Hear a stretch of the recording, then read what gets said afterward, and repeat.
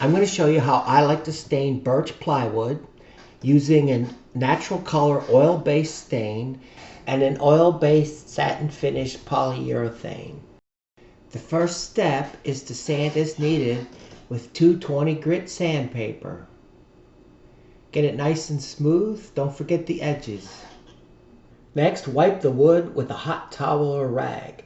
This will remove the dust and raise the grain on the wood. Allow this to dry for 5 to 10 minutes. Next, I'm lightly sanding with an 800 grit sandpaper. I'm using my other hand to check the grain, make sure I get it smooth all over. Then wipe off the dust.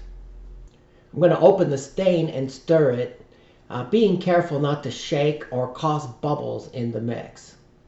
I'm using a t-shirt rag to essentially rub this oil stain into the wood. And then I'm going to let it dry for 2 hours.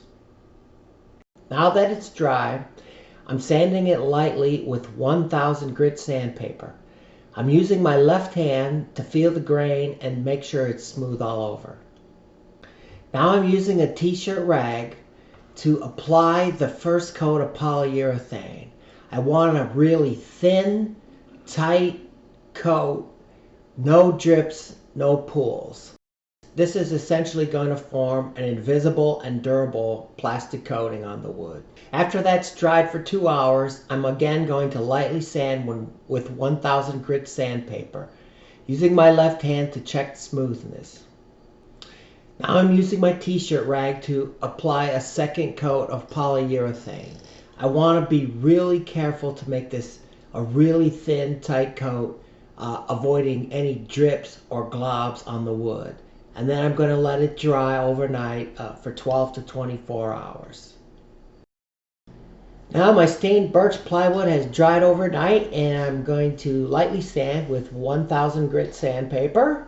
Make sure it's smooth all over, and I'm ready to assemble my projects.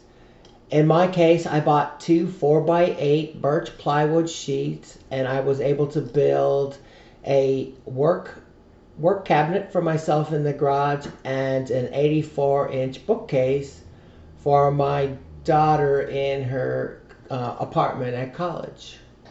So that's how I go about staining birch plywood. I'm John the Handyman in San Jose, California. sjhandypeople.com.